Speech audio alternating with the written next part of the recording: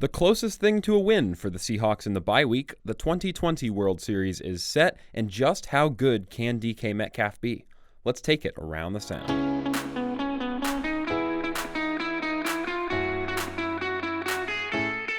Hello everyone and welcome back to Around the Sound. We have episode 11 here today. It has been a full week since the last episode of Around the Sound. I know you guys missed me. I was definitely missed being in the studio middle of last week, but we now have yet another Around the Sound. We can catch up on everything that we missed last week, which really wasn't all that much. We had a busy week of NFL though, so we'll get into that. We also can talk about the ALCS and the NLCS a little bit and kind of preview the World Series, which starts Tuesday night. So by the time this episode is up, Game 1 of the World Series will already have been played. So before we hop into all of that stuff, I want to make sure that everybody is following my Twitter at the Peyton Thomas. Make sure you're caught up with everything that I'm involved in, and follow the podcast Instagram at Around the Sound Seattle. Don't miss a beat around here. If we have Q&A segments or other listener-based stuff, you will want to make sure you're following that Instagram account to stay within the loop. As always, you can watch every episode of Around the Sound on YouTube. Be one of those guys out there on behind the camera, and on YouTube at PTOM Media. That's PTHOM Media. Or you can listen to every episode of Around the Sound wherever you get your podcast. All right, let's hop into a really busy week. Plenty of storylines across the NFL that we get to talk about today. And let's start with something that hits close to home for a lot of Seahawks fans, a lot of NFL fans in the Pacific Northwest, which is the MVP race and the MVP talk. And Tampa Bay versus Green Bay. Obviously, you have Aaron Rodgers, the quarterback of the Green Bay Packers, in that one. And through 5 weeks, it had been Aaron Rodgers and Russell Wilson who were the two front runners for MVP. Heading into week 6, Russell gets the bye. Now, Aaron Rodgers did have his bye in week 5. Russell Wilson obviously led the Seahawks to that game-winning drive in week 5, sort of an MVP caliber drive. So Aaron Rodgers now gets the go in week 6 with Russell Wilson sitting on the bye. It is sort of a counterpunch, see how Aaron Rodgers fares. And so these were kind of a comparable performances between the week 5 game for Russell Wilson and the week 6 game for Rodgers. And Rodgers had a terrible game. Now, it wasn't just him. All of the Green Bay Packers had a terrible game in a blowout loss. The Tampa Bay Buccaneers looked very, very impressive at home week 6 against the Packers. Aaron Rodgers finished the game 16 for 35, one of the worst completion percentages for a game in his entire lengthy career. 160 yards passing and 2 interceptions, one of those interceptions being a pick 6 that really seemed like it sealed the game, and then the second one, which occurred no more than 2 passes later on the ensuing drive, that also was almost returned for a touchdown. I think the Bucs player, whoever intercepted it, got it down to at least within the 10-yard line. So almost 2 pick 6s on the day for Aaron Rodgers, and he's only had 3 pick 6s in his career. It just shows how great Aaron Rodgers has been over the course of his career. Last Sunday, that was not one of his best showings in his career, but what does this performance mean for the MVP race? Well, obviously, it really puts Russ in the driver's seat. Now, Russ, coming off the bye week, he's heading into the toughest stretch of the Seahawks schedule. We'll get to that stretch, who those opponents are and how they played in a little bit, but it's now his award to lose, really. It's Russell's award to lose. Up until this point, Aaron Rodgers was putting up good performances. Patty Mahomes was lagging behind a little bit. Josh Allen has also played really well this year. We saw Ryan Tannehill play really well this year, but ultimately, after 4 weeks, it was Aaron Rodgers and Russell Wilson. Russell Wilson puts up a pretty good performance in Week 5 against the Vikings, especially on that final drive. That was the real teller. In Week 6, this was the opportunity for Rodgers to keep pace with Russell Wilson coming out of the bye week. With Rodgers' terrible performance in Week 6, through 6 games or 6 weeks of the NFL season, it is now Russell Wilson who is the favorite for the MVP award. Now, you have to remember, we were in a similar situation looking at the MVP race last year, where Russell Wilson was sort of a front runner. There was a 3-horse race at this point in the year last year in the NFL for the MVP award. It was Russell Wilson, it was Patrick Mahomes, and it was Lamar. And Russell Wilson was the first guy to really drop out from that race. He had a little bit of the Seahawks as a team had a little bit of a rough patch in the middle of the season, weeks 10 through 13 or something last year, and he really fell out of those talks. Mahomes and Lamar Jackson both had really great seasons last year. Lamar was able to edge out Mahomes for the MVP award last year, but they were ultimately more consistent in the second half of the season, really, those last 8 games. But there's something about this year that feels a little bit different for Russell Wilson. Through week 6, he has a little bit more of a head start, actually a significantly bigger head start than he did last year, because last year it was Russell Wilson may have been the leading front runner through 6 weeks, but both Lamar and Mahomes were right behind him. This year, I don't think there's anybody that's that close to Russell Wilson right now. It's Aaron Rodgers still in that conversation, but after week 6, obviously dropped off a bit. Mahomes still in that conversation, but if you look at the numbers compared, it's definitely Wilson right now. Josh Allen's had a good year, but also has had sort of a rough last 2 weeks. They lost, the Buffalo Bills have lost to the Titans and lost the Chiefs in the last 2 weeks. Now, those are 2 really good opponents, but when you're in the MVP conversation, I feel like if you're Josh Allen, you have to be winning some of those games for your team, but Russell Wilson doesn't really like the cold and like the rain, and we talked about that after the Seahawks victory in Week 5 against the Vikings, but that's going to be one of the bigger storylines heading into the November and December months. Now, despite Russell Wilson not really liking the cold or liking the rain, the Seahawks have fared very, very well in December, but that's normally defensively. Offensively, Russell Wilson is going to have to stay consistent. He's not going to have to show very much way or drop off in any significant fashion if he wants to maintain that front runner for the MVP spot. He's in a great position. It's his to lose, but really there's plenty of opportunities for him to lose it, and there's plenty of games to go for the rest of the great players around the NFL to put up dazzling numbers, and there's plenty of players capable of doing that, like Lamar, who hasn't had a great start to the season, like Mahomes, like Josh Allen, and like Ryan Tannehill. Like I mentioned, we'll talk about the Tennessee Titans, but Ryan Tannehill looks very, very good this year. Russell Wilson has a 129.8 passer rating in the league this year to start off through the first 6 weeks. The next best quarterback is at 115, so he's got a 14-point passer rating advantage over any other quarterback in the league. He's got 19 touchdowns, and the next best in the NFL is 14 touchdowns. So a little bit of statistical evidence, not just anecdotal evidence, to sort of make my case for Russell Wilson being the current frontrunner in the MVP race. But back to the Tampa Bay versus Green Bay game. How about the Tampa Bay defense? Not just the defense. It was both sides of the ball for Tampa Bay. The Packers put up 10 points to start the game. They were up 10-0, and I think the Tampa Bay Buccaneers ran off 38 straight points because I think the game ended 38-10, but it was both sides of the ball for Tampa Bay. It was the defense that really got it started and got the lead for Tampa Bay with that pick 6, and then the next interception that put Tampa Bay on the goal line. But I thought Tom Brady looked really, really well after a sort of rough ending and a rough performance in Chicago the week before. Gronk caught a touchdown and looked not like his old self, but looked productive, I will say. This is the first time that we've seen that Gronk can be productive. I know through the first few weeks of the season, people were like, Gronk coming out of retirement. While he was in retirement, he was drinking and partying, it seemed like every night, and was just making a fool of himself. And a lot of analysts wondered if Gronk returns to the league, just how physically fit he will be, because when he's out there drinking and partying and getting wasted every night, all of his counterparts, the other tight ends in the league, are in the weight room making sure they're ready for next year. There's a lot of question marks surrounding Gronk coming into not just this year, but this game as well. This is the first real productive game we've seen out of Gronk in the 2020 season. Of course, that Brady-Gronk connection is still somewhat there, even if Gronk isn't what he used to be. Tampa Bay looks like a contender, and this is the first game where I've really been able to say that. Tampa Bay is now sitting at, is it 4-2? I think it is 4-2. But Tampa Bay, after losing to Chicago, really a bounce-back performance. And going into this year, I know I was skeptical about the Tampa Bay Buccaneers with so many new players, new veterans, new key players in the roster, like Tom Brady, like Gronk. It was just hard to judge how this team would be able to gel together. We know that the Tampa Bay Buccaneers have a great defense with Ndamukong Suh, Levante David. They have great pass rushing ability, but it was just about how quickly could the Tampa Bay Buccaneers put this whole project together. Was Tom Brady going to be as good in Tampa Bay as he was in New England?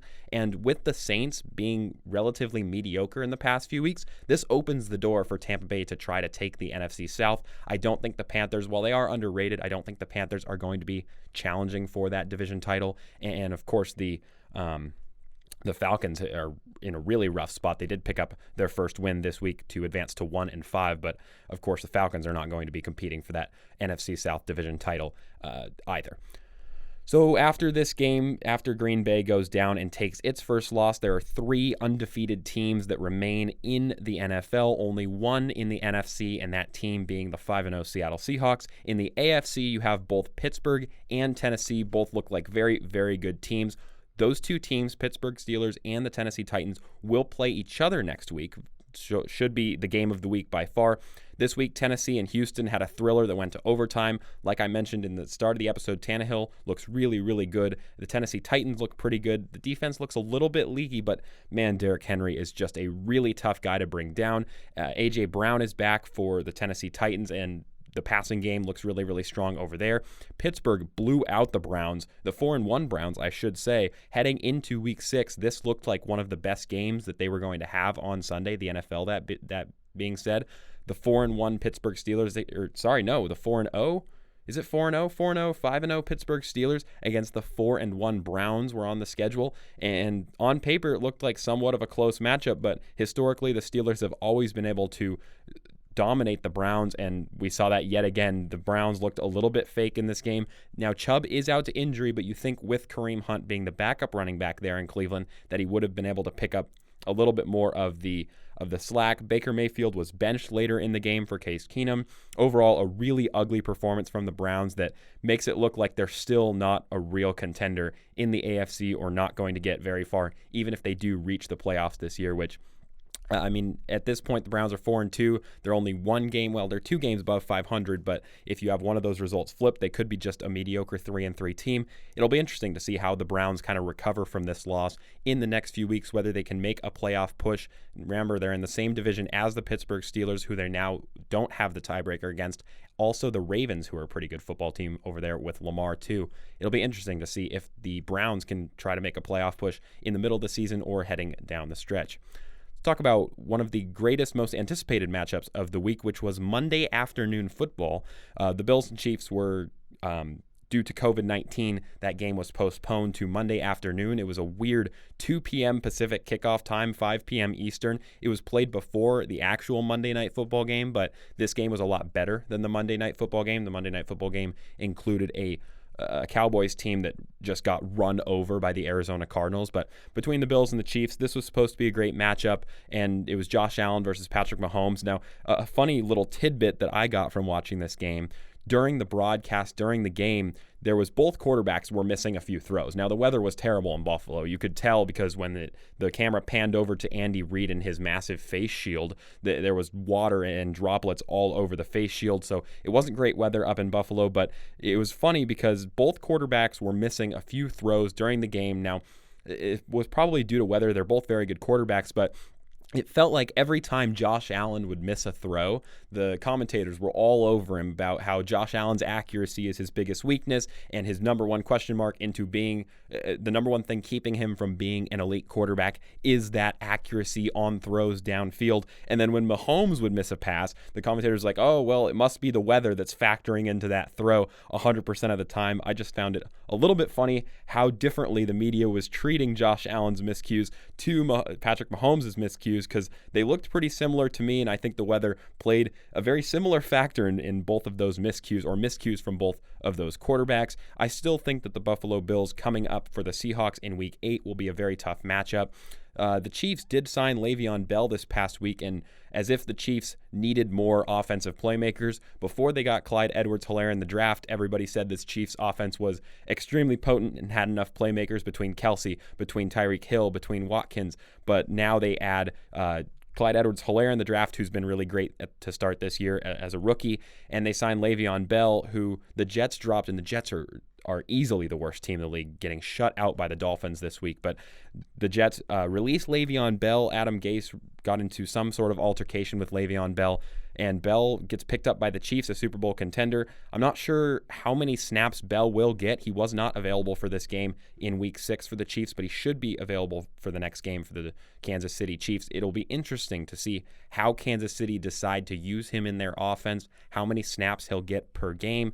But this win gets the Chiefs back on track after a poor loss to Oakland, a divisional loss at home last week the Las Vegas Raiders now.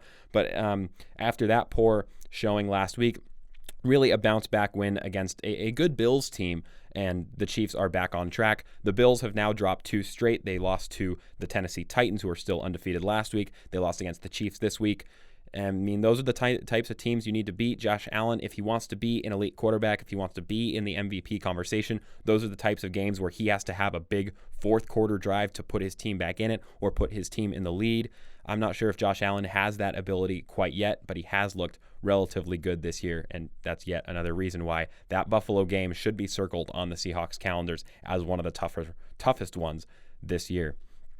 Let's roam back to the NFC West now. Let's see what's going on. Obviously, the Seahawks on a bye, but all 3 other NFC West teams were in action. The Rams and the Niners were duking it out on Sunday Night Football. The Niners are going to take that game. It's a huge bounce back win for San Francisco. They look terrible in Week 5, getting blown out at home against the Dolphins. They're at home against the Rams in Week 6, and they proved that they're still a threat in this game. I thought the play calling from Shanahan was great, and I thought Shanahan called plays for Garoppolo not to get himself into trouble, because last week against the Dolphins, Garoppolo was 7 for 17, 2 picks, got benched. Garoppolo tried to throw the ball downfield, was making bad decisions. This week, I really thought that the play calling from Shanahan was good. San Francisco kept the ball. They played a little bit slower, a little bit more possession, field position-based game against the Rams. They got the ball out quickly. They kept the throws short.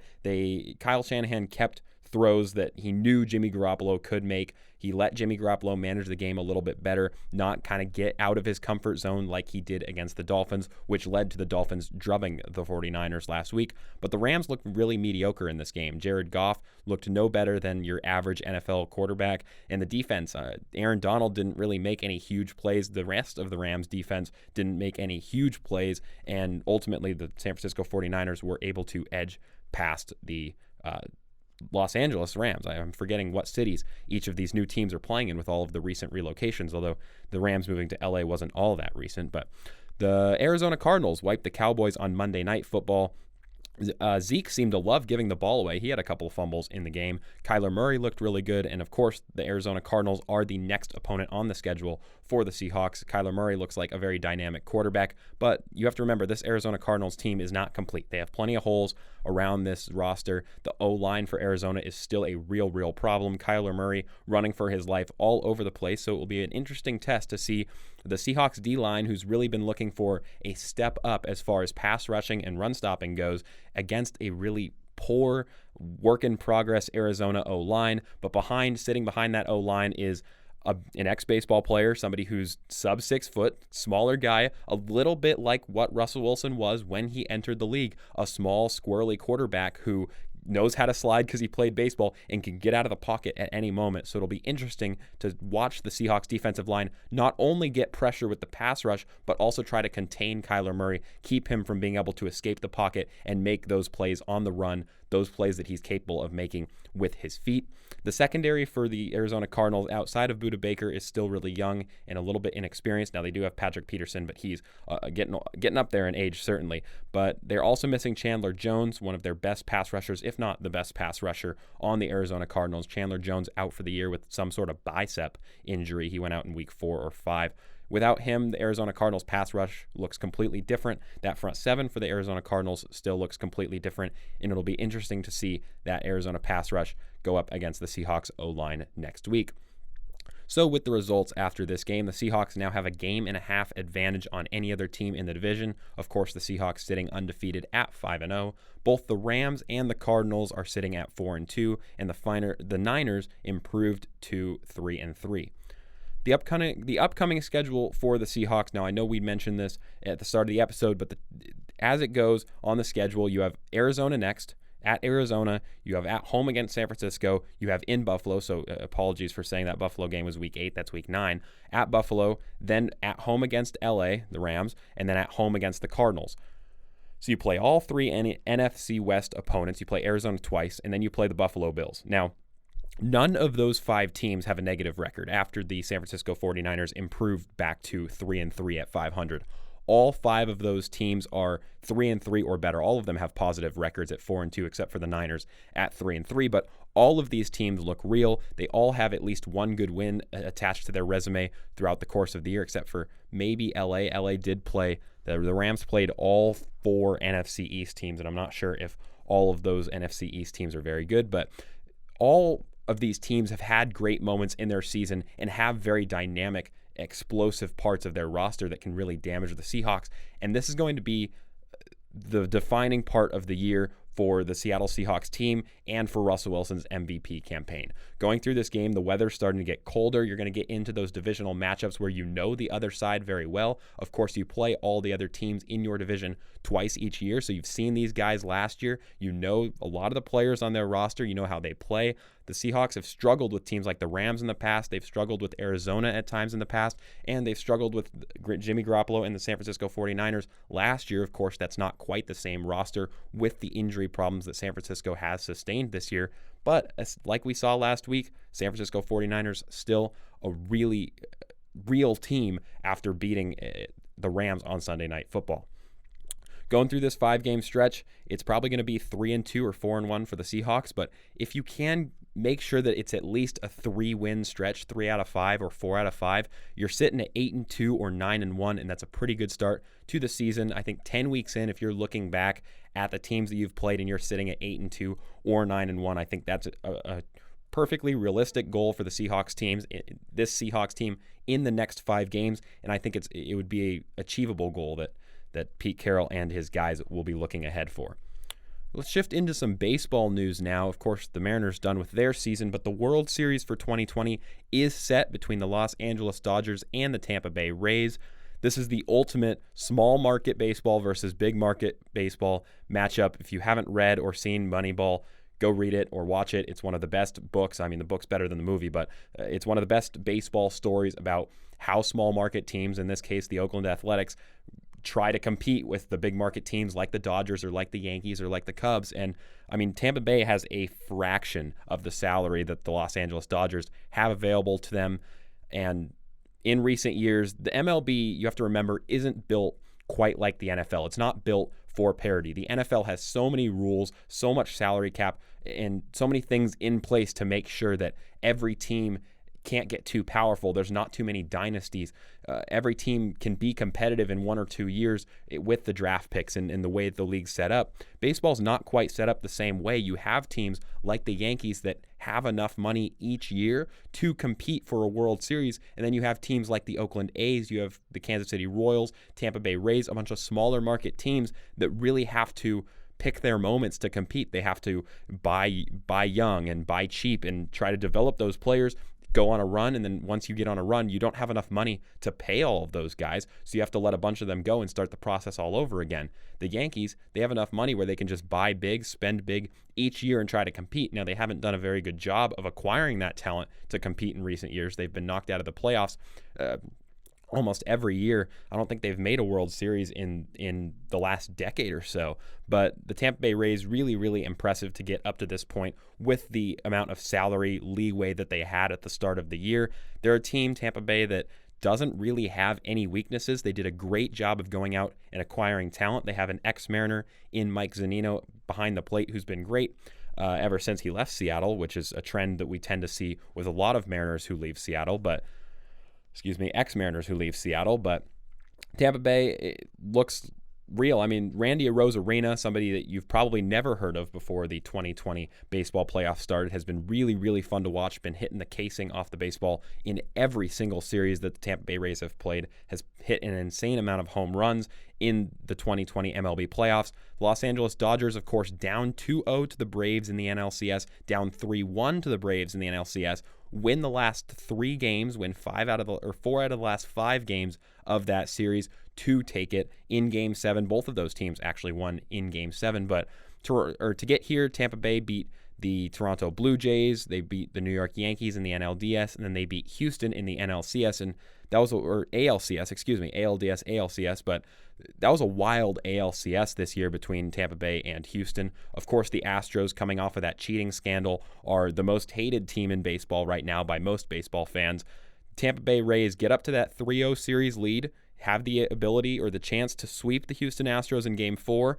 Houston Astros rattle off 3 straight wins, force a Game 7, and in a really nervy Game 7, the Tampa Bay Rays were able to get through and advance to the World Series, but really interesting series. The Houston Astros gave it really an impressive run based on how they had played during the regular season. They weren't a particularly great team. They hovered right around 500 for a majority of the season. Now the Rays won 40 of their 60 games, had an impressive year, but the Astros really hovered around 500, struggled at parts this year, and made a really impressive run into the ALCS and almost made it to the World Series. But to the joy of many baseball fans, many fans who appreciate the game being played by the rules and not cheating, of course, we're happy when the Astros were knocked out in that Game 7.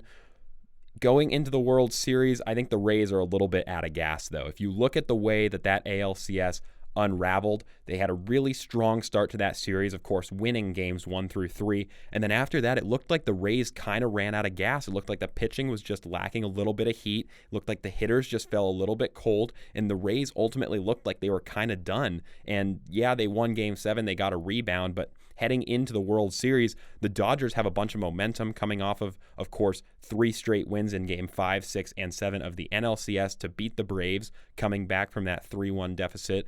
It just seems like the Dodgers have the bigger salary. They have more stars, of course, like Mookie Betts, and it just seems like they have the momentum. So I think I got Dodgers in 6 in the 2020 World Series. That's what my money's on. So we'll have to watch and see.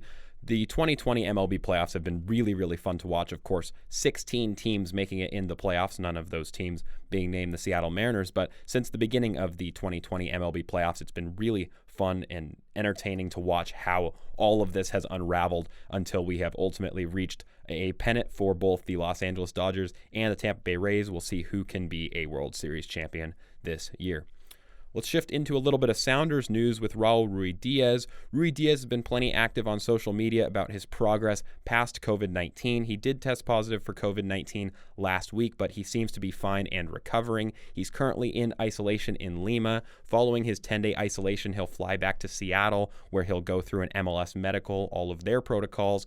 If he passes that medical, which I assume he will, as long as he gets over the virus with any significant road bumps, he will be ready to play again with the Sounders. He could be ready for that 27th, that game on the 27th against Vancouver. Other internationals like Javier Arriaga and Gustav Svensson are slated to be back for that game as well. Upon return, of course, Ruidiaz will be a recovered person, or at least that's how the MLS categorizes players who have contracted COVID-19, but then, of course, beat it. So he should not be vulnerable to COVID-19 for the rest of the year. I think the doctors and officials are saying that if you do contract COVID-19 and get over it, you are immune for at least 3 months. So Raul Ruidiaz shouldn't be in danger of contracting the virus for the rest of the year. The MLS Cup is supposed to be sometime early or mid-December. Another bit of MLS news, the MLS are considering a points per game basis for the playoffs, the MLS playoffs. Of course, with the Colorado Rapids, they had so many COVID tests that they have missed 5 or 6 of their MLS games now. Colorado Rapids are sitting at 13 MLS games played, while other teams are at 18 or 19 MLS matches played, which is absolutely crazy. But what it's going to mean is that the MLS is going to be forced to most likely enter the playoffs as a points per game basis, since the Colorado Rapids obviously have not had as many opportunities, playing so many less games to get as many points. They have a November 8th day as the last day of the regular season. MLS fans call it Decision Day, where you have all of the teams, ideally you have all of the teams playing on the same day at the same time to see how all the results match up and how the seeding figures itself out at the end of the MLS season heading into the playoffs. DK Metcalf, the last thing I kind of wanted to get to today.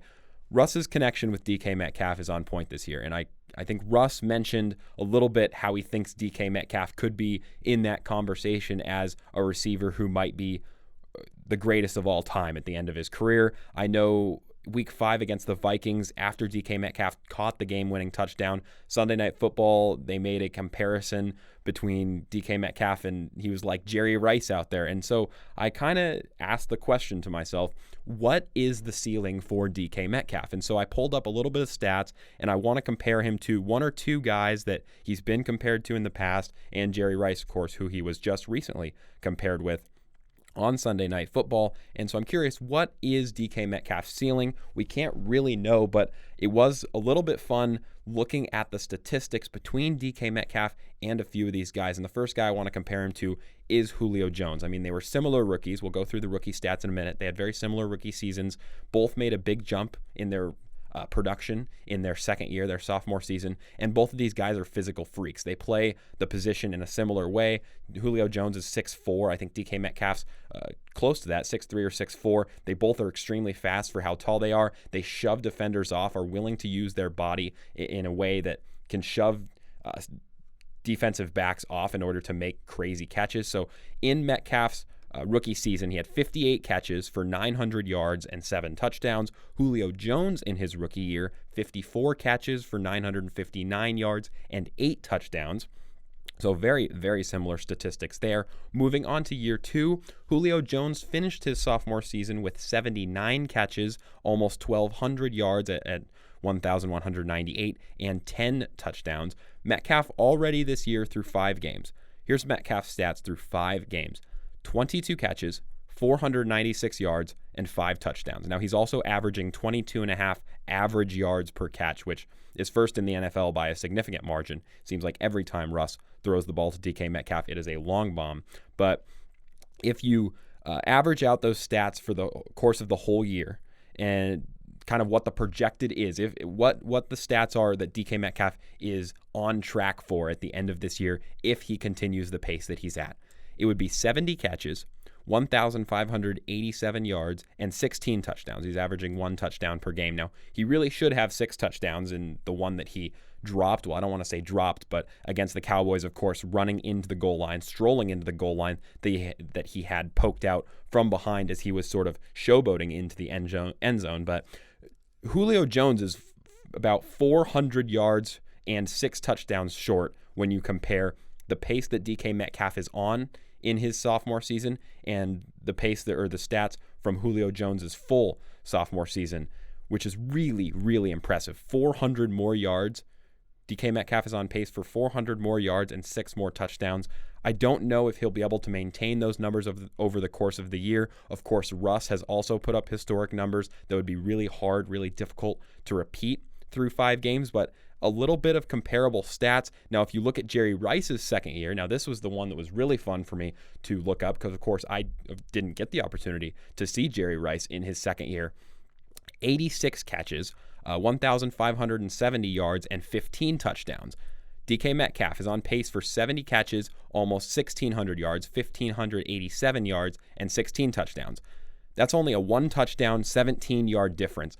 Really comparable statistics. Of course, Rice got more catches than DK Metcalf is projected, but Metcalf has a slight edge in his projected yards and touchdowns for the year, but really comparable stats, and it really makes me think about how much DK Metcalf has yet to grow. Of course, Jerry Rice grew into the greatest receiver the NFL had ever seen, and by year 2, he had plenty of growing still yet to do.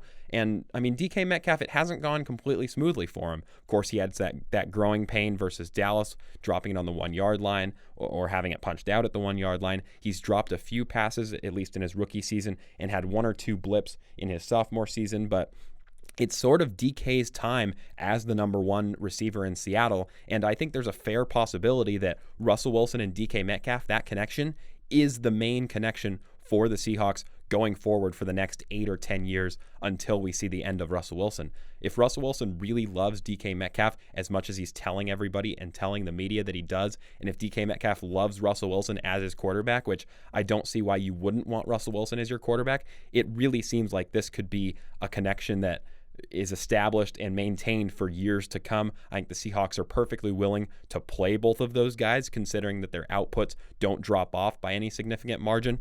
Both of them are extremely productive players, and Tyler Lockett has kind of been Russ's number 1 guy for the last few years.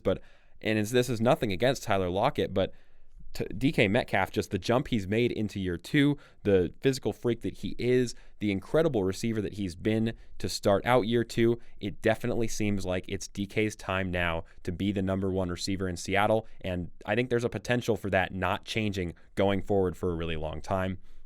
If Russell Wilson is able to keep up those numbers, and if DK Metcalf is able to keep up those numbers for the rest of the year, I think there's a fair chance that if Russ wins that MVP award at the end of the year, DK will be the main man behind that award, kind of the unsung hero of the reason that Russell Wilson was able to win that award, win the 2020 MVP award, is because he had that big target in DK Metcalf that was so reliable, made those clutch catches like the game-winning touchdown against Dallas, like the game-winning touchdown against Minnesota in Week 5, and really the sky is the limit for these two, not just in the rest of the 2020 season, but going forward, and I'm really excited to see where this partnership and where this connection between these two players goes in the future.